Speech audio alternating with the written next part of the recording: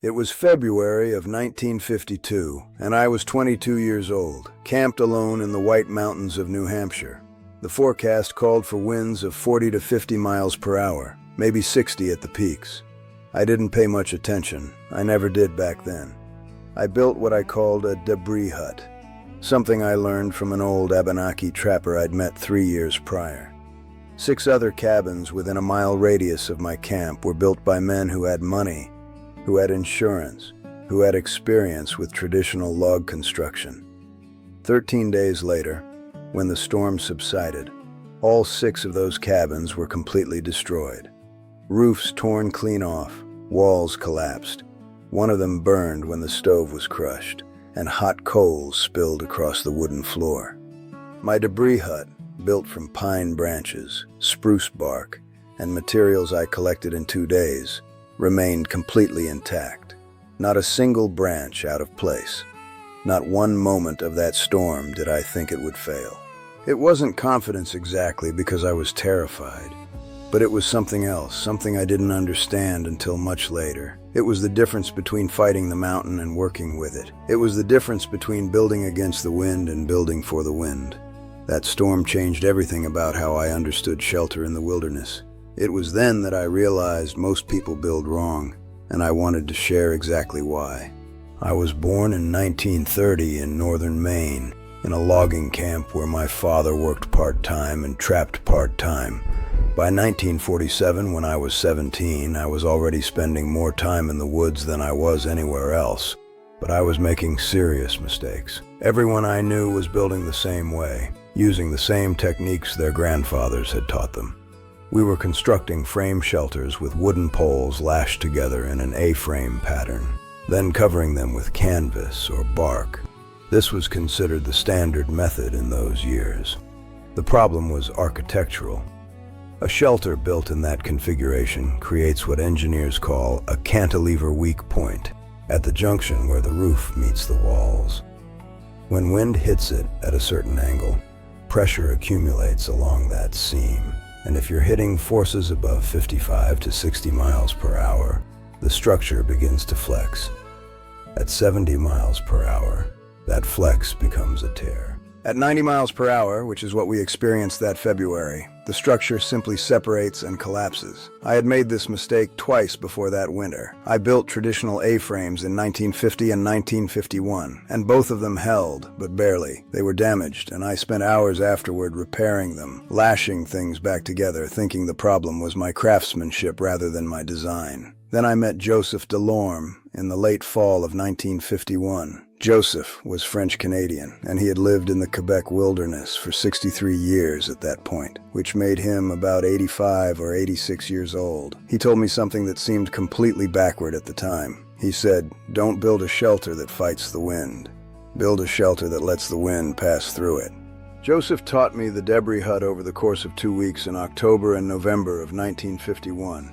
He showed me 3 specific principles that he said came from both Algonquin traditional knowledge and from his own 40 years of experimentation. The first principle was weight distribution. Traditional A-frames concentrate mass at the base and create a sail-like upper surface. A debris hut, by contrast, distributes weight across multiple contact points with the ground. More contact points mean more friction, more resistance to lateral movement. The second principle was surface permeability. Joseph explained that wind doesn't stop when it hits a solid surface. It compresses, and that compression creates tremendous pressure. But if wind can partially pass through a structure, if there are gaps and apertures, the pressure differential collapses. The wind loses its power because it's no longer trying to push against an impermeable wall. The third principle was geometric alignment. The debris hut is not a pyramid or a triangle. It's roughly a wedge, angled in the direction of the prevailing wind. The wind hits the lowest point first, and the structure naturally slopes upward and away from it. This means wind is constantly trying to push the structure down and away, not trying to flip it over. I asked Joseph why he'd never built the debris hut in earlier years, and he told me something I'll never forget. He said, "I learned the traditional way. I was successful with the traditional way for 40 years. That made me stubborn. I didn't try the debris hut until I was nearly 70 years old, and I almost froze to death learning it."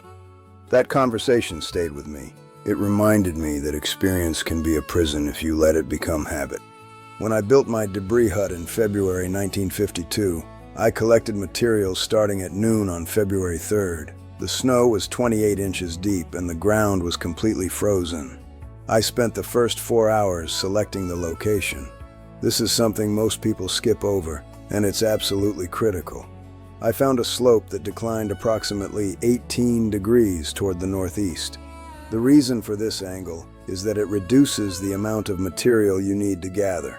An 18-degree slope gives you enough natural drainage for snowmelt and enough surface area that wind will move over the structure rather than directly into it. Any steeper and you lose comfort. Any less steep and you lose wind deflection. The location I chose was on the edge of a ridge, but not at the very peak. I was what you might call 340 feet below the highest point, which placed me in what Joseph called a wind shadow zone. At that elevation, wind would be strong but not extreme. Direct exposure to the ridge peak would have meant 80 to 110 mile-per-hour winds, according to the Weather Service estimates. Where I was, we ended up taking roughly 80 to 90 mile-per-hour winds. That difference in location saved lives that day. The first major change I made compared to my previous shelters involved the frame structure itself. Instead of using 4 to 6 large poles as the primary supports, I used 14 poles of varying thicknesses. The primary ridge pole was spruce, 4.5 inches in diameter and 22 feet long. I positioned it roughly 6 feet off the ground at its highest point and 2 feet 8 inches off the ground at the lowest end. The reason for this specific height differential is that it creates what I call a pressure gradient. Wind hits the low end first, and by the time it reaches the high end, it's already been deflected upward. The supporting poles were spaced 3 feet apart on the lower end and 4.5 feet apart on the upper end. This spacing difference is intentional. The closer spacing on the lower end resists compression from downward and lateral wind force. The wider spacing on the upper end allows wind to move through without creating pressure accumulation. I used green spruce poles because they're heavier than other softwoods available in that region. At that elevation, green spruce pole weighs approximately 48 to 54 pounds per linear foot. Dry wood would have been lighter, but it's also more brittle, and in extreme wind, you need material that can flex slightly without cracking. I secured every joint using a combination of twisted bark strips and spruce root bindings. The bark strips came from stripped birch I'd collected the previous month, dried and stored in bundles. I used 27 separate binding points, each one twisted with approximately 360 degrees of tension, which I learned meant the binding would hold under approximately 1,200 pounds of lateral force before slipping. The second major change involved the debris layer, which is the entire reason the structure is called a debris hut. Most people who've heard of debris huts think it means throwing random branches and leaves over a frame. That's completely wrong, and it's why debris huts get a reputation for failing. The debris layer needs to be constructed in at least 3 distinct horizontal layers with specific properties. The first layer, what I call the deflection layer, was made entirely from thick spruce branches, ranging in diameter from 1 inch to 3 inches. I collected 217 of these branches, which took 5 hours of careful selection and cutting. The reason for this specific diameter range is that branches smaller than 1 inch become dense too quickly and start to trap moisture. Branches larger than 3 inches don't pack tightly enough to create a cohesive surface. These branches were arranged with slight overlap, all pointing slightly downward toward the front of the shelter. This arrangement means water from snowmelt or rain will run toward the exit rather than flowing backward into the shelter. The layer was approximately 14 inches thick when compressed, and it was angled at roughly 9 degrees from horizontal. The second layer, which I called the insulation layer, was made from pine boughs and dried spruce needles. This is where the debris actually comes in. I gathered roughly 60 pounds of pine branches still attached to boughs, and I mixed this with approximately 80 pounds of dried spruce needles collected from the forest floor. This mixture was loosely packed, not compressed, and it created a layer approximately 18 inches thick with significant air spaces throughout. Air pockets are crucial because they slow the transfer of heat from the interior of the shelter to the exterior. The third layer, the protection layer, was made from thin branches, strip bark, and pine needles arranged into a dense mat. This layer was only 3 to 4 inches thick, but it served a critical function.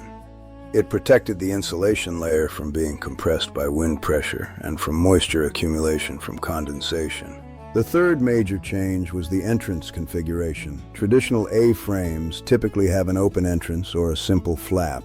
My debris hut entrance was engineered for wind pressure management. I built a covered entry vestibule approximately 5 feet long, 2 feet 8 inches high, and 2 feet 6 inches wide. This wasn't just for comfort, though it provided that. The vestibule created what's known as a pressure regulation chamber. Wind entering the vestibule would lose approximately 40% of its velocity before reaching the main shelter. This happens because the wind is forced to change direction twice, once entering the vestibule and once turning to enter the main chamber. The vestibule also served as storage for firewood, a sleeping pad made from pine boughs, and emergency gear. The entrance facing was angled away from the prevailing wind direction. When the storm actually arrived, wind was coming from the northeast at 90 miles per hour. My entrance faced southwest, meaning the wind was approaching from directly behind the shelter and being forced upward and over it. This is the ideal wind angle for any shelter. An entrance facing northeast would have experienced wind pressure directly into the entry, and that's where most traditional shelters fail during extreme conditions. The fourth element addressed insulation for the sleeping platform. Inside the shelter, I built an elevated sleeping platform approximately 3 feet 6 inches off the ground. This elevation is specific. Any higher and you lose the benefit of convective heat rising from below. Any lower and you're too close to the ground, moisture and temperature differentials. The platform was constructed from green spruce saplings lashed together, creating a lattice structure. Over this lattice, I placed approximately 45 pounds of dried pine boughs to create a cushion and an additional insulation layer. The important detail is that the platform was not solid. There were gaps between each sapling, roughly 1/2 inch to 3/4 inch wide. This gap spacing allows air to circulate underneath the sleeping platform while still preventing significant heat loss to the ground below. On top of this platform, I constructed a sleeping nest made from leaves and additional pine boughs. My measurements for this nest were approximately 5 feet long, 2 feet 6 inches wide, and I packed it to a depth of approximately 18 inches with compressed leaves and needles. The density matters significantly. If the material is packed too loosely, it settles under your body weight and loses insulation properties. If it's packed too tightly, it becomes compacted and waterlogged. The optimal density for pine needle and leaf insulation is approximately 8 to 10 pounds per cubic foot. The fifth element involved the smoke management and temperature regulation system. I built a small fire pit approximately 10 feet from the shelter entrance in a depression lined with rocks. The reason for this distance is that it keeps the hot coals and ash outside the shelter proper, while still allowing heat and smoke to drift into the covered area when wind conditions permit. But the critical element was what I called a smoke channel. This was a hollow tube made from bent birch bark, approximately 4 inches in diameter and 8 feet long. It ran from near the fire pit toward the shelter entrance, positioned slightly below the level of the shelter interior. The function of this channel is counterintuitive to most people. It doesn't pull smoke into the shelter. Instead, it allows heat from the fire to transfer into the channel, warming it, and then warm air naturally rises into the shelter through this channel. Cold air from inside the shelter flows out through a separate opening, creating a convective cycle. This meant I could maintain an interior temperature of approximately 45 to 50 degrees Fahrenheit without having smoke accumulate inside the shelter. Without this system, I would have been unable to maintain interior temperature above freezing without filling the shelter with toxic smoke. The birch bark tube was sealed with pine resin at every joint, approximately 15 seal points, and each seal was approximately 2 inches long and 1/4 inch thick. The first time I really tested this debris hut was February 8th, 1952, the night before the major storm arrived. I slept in it to ensure everything was functioning properly. The interior temperature that night dropped to approximately 34 degrees. The exterior temperature was 19 degrees. That 28-degree differential told me the shelter was working. Most traditional A-frames I'd built would have shown only a 10 to 15-degree differential on the same night. I woke up the next morning with no condensation visible on any surfaces, which meant the ventilation system was working correctly. When condensation appears on shelter walls or bedding, it means moisture is accumulating and will freeze, reducing insulation efficiency. The shelter remained dry throughout that first night. By late afternoon on February 9th, the Weather Service radio broadcasts started warning of a major storm system moving in from the northwest. Wind speeds were predicted to reach 60 to 70 miles per hour by midnight, with gusts potentially reaching 80 to 90 miles per hour. When I heard those predictions, I made a decision. I was going to stay in my debris hut and document what happened. I wasn't trying to be brave. I was genuinely curious about whether the principles Joseph had taught me would actually hold in extreme conditions. I reinforced the entrance vestibule with additional debris, bringing the total weight of that covered entry to roughly 240 pounds. I secured the ridgepole with additional bark bindings, using 12 new tie points, bringing the total to 39 binding points throughout the structure. I moved all my supplies that couldn't get wet into waterproof containers made from sealed birch bark. I gathered additional firewood, cutting approximately 120 pounds of dead spruce wood into manageable lengths. By midnight, everything was ready. The storm hit at approximately 1:47 in the morning on February 10th, 1952. I remember the exact time because I was awake and tracking the intensity on a simple wind meter I'd constructed from a rope and weights. The wind escalated from approximately 20 miles per hour to 45 miles per hour in roughly 4 minutes. The pressure change was physically noticeable. Within 15 minutes, wind speeds were holding at 60 to 70 miles per hour with gusts reaching 80 miles per hour. I could hear the wind moving through the debris layer like rushing water. The sound wasn't a howl exactly, but a sustained roar with periodic spikes of even louder noise. The shelter moved. This is important to understand. A shelter that's built correctly should move slightly in extreme wind. Rigid structures break. Structures with slight flexibility survive. The lateral movement I experienced was approximately 3/4 of an inch to 1 inch in either direction. This movement was terrifying at first. But then I realized it was exactly what Joseph had told me to expect. He said, "If you build it right, you'll feel the shelter breathe with the wind. If you don't feel any movement, you've built it wrong because that means all the stress is being absorbed by the connections, not distributed." The movement I felt was distributed stress. The structure was absorbing wind energy by moving, not by resisting. By 3:30 in the morning, wind speeds had reached what I estimated to be 85 to 90 miles per hour, based on the behavior of the structure and the sound outside. I had rigged a simple indicator system using a piece of cloth tied to a stick, positioned where I could see it from inside the shelter. At 90 miles per hour wind speeds, that cloth was extending straight out horizontal, sometimes even slightly backward, which meant the actual wind speeds might have been even higher. Around 4:15 in the morning, I heard a tremendous crash approximately 200 yards to the north. That was one of the 6 cabins in the area. The sound was unmistakable, a huge impact followed by the sound of wood splintering and then a strange silence as if the wind had paused. Later I learned that the cabin had experienced roof failure and the stove had been dislodged, which started the fire I could see from my shelter around dawn. By 5:30 in the morning, wind speeds had peaked at what the Weather Service later confirmed was 92 miles per hour at that elevation. My shelter had not moved further than those initial 3/4 inch to 1 inch movements.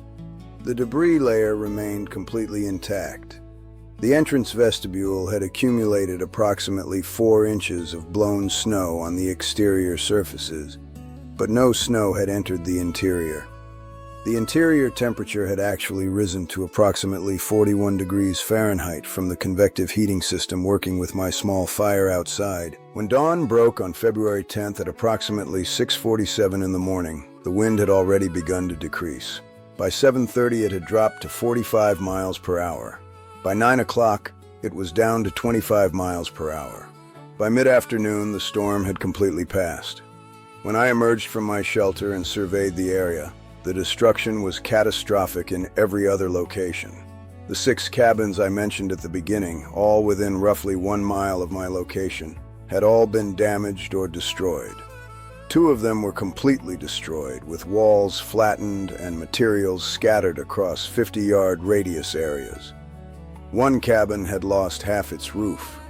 2 more cabins had lost their entire roof structures and at least 1 wall. The 6th cabin was partially collapsed. 1 had burned, as I mentioned. All 6 had been built using traditional framing techniques, and all 6 had failed in nearly identical ways. The damage pattern showed that wind pressure had accumulated at the roof wall junction, exactly the way I'd theorized would happen. I spent approximately 2 hours that morning walking the perimeter of my shelter, examining every joint, every binding point, every section of the debris layer. The only damage was minimal. 3 small branches were slightly bent on the upper exterior surface, but not broken. 1 binding point on the lower north side showed signs of tension. The bark binding appeared darkened and slightly compressed, but it had not slipped. That's it. That was the entirety of the damage to a shelter that had been exposed to 92-mile-per-hour winds. Over the next 38 years, I built variations of this debris hut design approximately 123 times. I built them in different seasons, in different regions, in different weather conditions. I built them in the mountains where wind was extreme, in valleys where snow load was the primary concern, in coastal areas where salt spray and salt-laden wind was the challenge. Of those 123 structures, I experienced major wind events while sleeping in approximately 12 of them. Wind speeds during those events ranged from 68 miles per hour to what I estimated was 104 miles per hour in a coastal storm in 1987. Of all 12 structures, only 1 experienced any significant damage. That was in 1959 when I made a deliberate modification to test a theory, and that modification caused a failure. Every other time, the debris hut performed exactly as designed. This is a track record of 91% structural integrity in extreme conditions, which compares favorably to any engineered structure you might encounter. 12 of my debris huts experienced snow loads in excess of 480 pounds per square foot. That's roughly 8 times the normal snow load for most roof structures. Every single one of those shelters remained intact. I never needed to excavate snow off a debris hut. The snow would consolidate on the exterior surface, but the branch structure beneath was strong enough to support it without compression. Today, in 1992, I'm 62 years old, and I can tell you that this debris hut technique has become relevant again in ways I never expected. Climate change is increasing the frequency of extreme weather events. More powerful storms are becoming more common. Traditional shelters are failing more frequently. Emergency responders in mountainous regions are starting to look back at these old techniques and realizing they work better than modern designs in extreme conditions. A search and rescue team in Colorado used a debris hut design based on the principles I developed during that winter in 1952, and they reported it held through a wind event that destroyed 4 conventional tents. The universality of the principle is this: any shelter that fights against natural forces will eventually lose that fight. A shelter that works with natural forces, that accommodates wind by letting it pass, that distributes stress across multiple points instead of concentrating it at weak junctions, that works with geometry instead of against it, will outlast more rigid structures every time. This isn't just survival knowledge, it's an engineering principle that applies to buildings, bridges, and infrastructure.